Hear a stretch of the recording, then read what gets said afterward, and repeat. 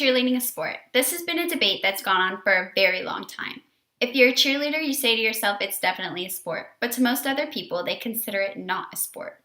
Well, here's why cheer definitely should be considered a sport by everybody. Well, if you've never done competition cheer, you probably don't know what all it involves. It is its 2.5-minute routine comprised of 6 sections. There's a tumbling, a stunt section, a pyramid section, a jump section, a standing tumbling section, and a dance. If you're on a normal competitive team, you usually practice minimum 6 hours a week.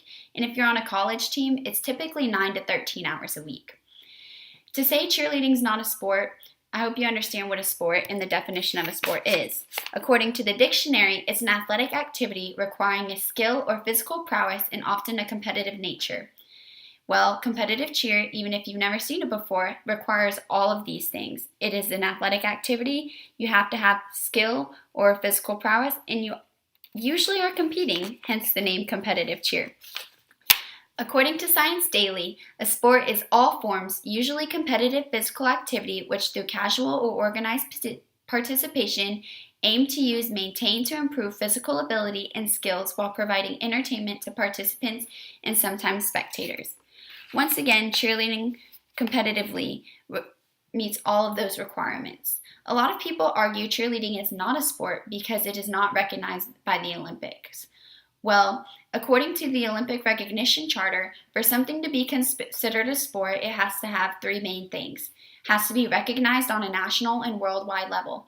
Many of you don't know, but cheerleading is on a worldwide level. We even have a team that represents USA and it competes against other countries. It has to be run by an organization, which when it's internationally, it's run by the ICU. The 2 main ones when it's run nationally is by the UCA and NCA.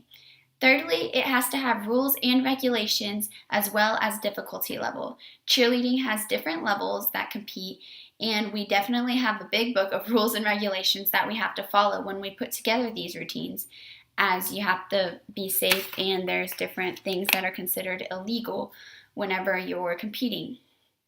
According to the Women's Sports Foundations, a sport is a physical activity that involves propelling a mass through space of overcoming the resistance of a mass.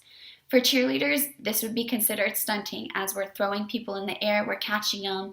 There's a lot of resisting and propelling of mass through space. Secondly, it has to be a contest or competition against or with an opponent.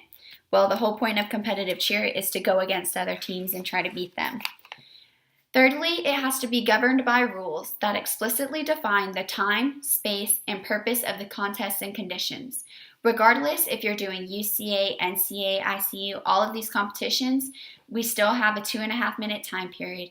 We still have to use 8 mats, and if you go outside of those mats, you get deductions. And the purpose of the contests and conditions is to beat your other team and try to prove that you have more skill than they do. Lastly, it's the acknowledged primary purpose of the competition is a comparison of the relative skills of the participants. Well, that's what a competition is whenever you go to a cheer competition. It's other teams going against other teams to prove who is better. So by definition, cheerleading meets all of the requirements of a sport. So whenever you're in an argument for cheerleading, if it's a sport, by definition, it meets every requirement. So there's no reason anybody should say that cheerleading is not a sport.